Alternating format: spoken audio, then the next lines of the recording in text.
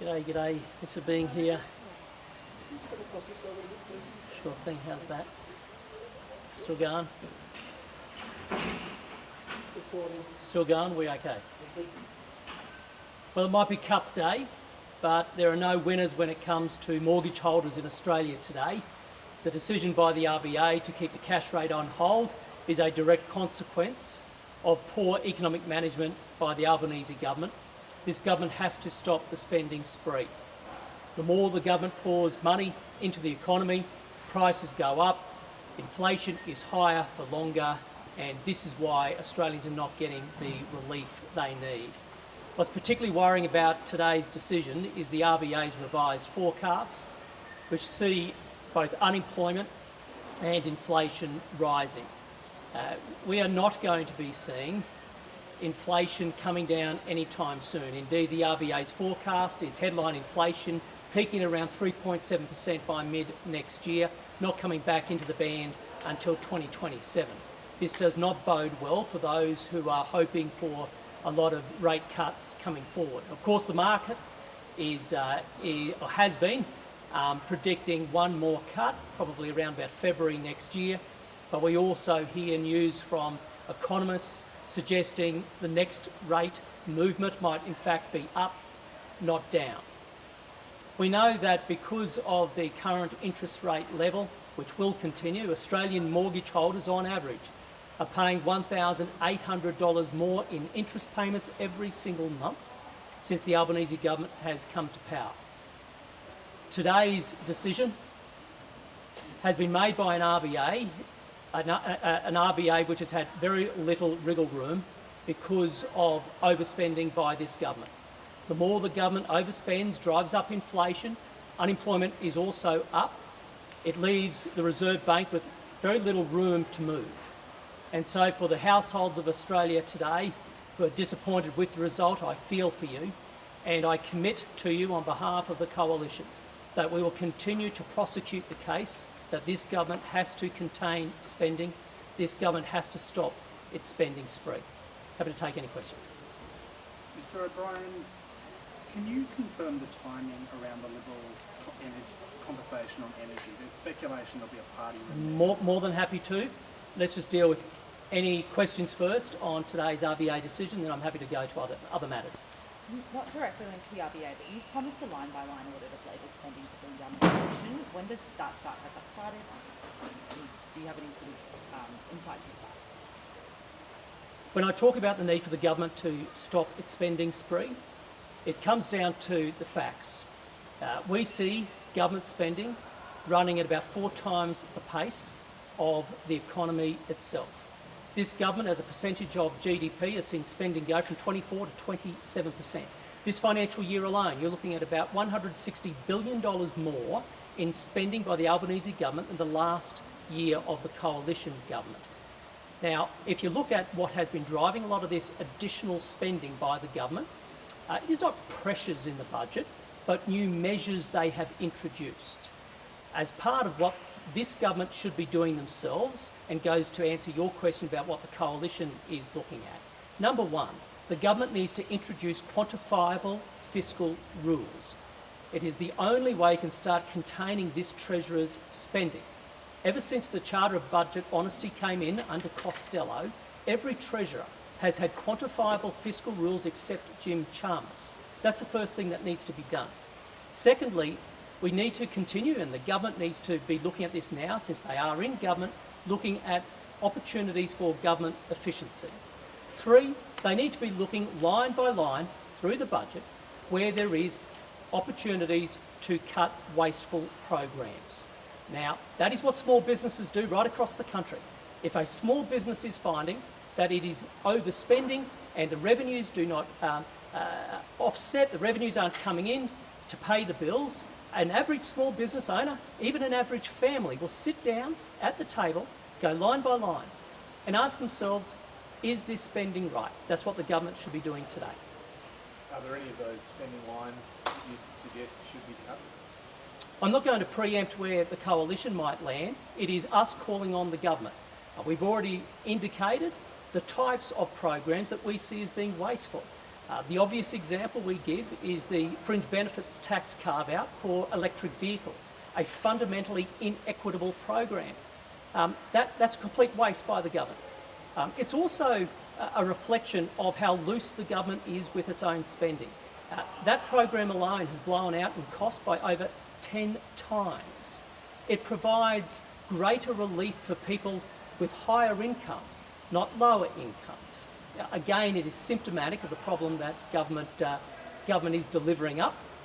Again, they keep pouring more and more money into the economy, prices go up because government is effectively competing with the consumer and with businesses in the Australian economy. On that spending issue, would it be appropriate to have a broader conversation about further restraint in some of those real growth areas like the NDIS, like healthcare, where there are mounting pressures, they're the top items for the budget? Is it time for a more thorough conversation about potential savings or efficiencies in some of those areas as well? Well, there's no doubt right across government, we should be seeing as business as usual, government looking for opportunities to improve value for money. That's right across the board. Ultimately, the money the government is the custodian for is not its own. It is money from the Australian people, and it needs to be treated as such. So where there are efficiencies to be made, where there can be greater value for money, the government should be constantly looking at that right across government. Again, just as a family does, your own family budget at home. You know, mums and dads sit down at the family kitchen table and they look for ways they can spend the best way for the family. Well, so too governments should be looking at how they can best spend money for the Australian people. But Mr. Obrien, isn't your economic message, as valid as it might be, being totally undermined by this constant infighting that we're seeing within the coalition? How can you mount a serious economic conversation when you're still trying to thrash out these basic policies and everyone seems so divided? Well, if you looked at question time today, you would have heard a lot of questions about this very topic. And because Australia has such a wonderful media, I'm sure they will be communicating to the Australian people tonight that the biggest news today is the fact that unfortunately households will not receive any relief when it comes to the rates they pay. Average mortgage holders, they're paying $1,800 more every single month on interest since this Albanese government has come into power.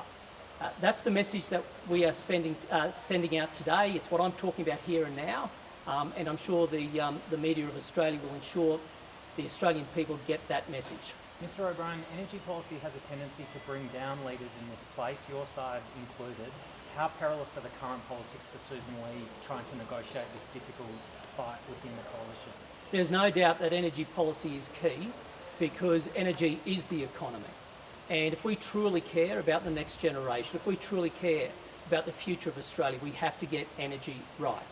What we do know is that under this government, our energy system is broken. It is fundamentally flawed.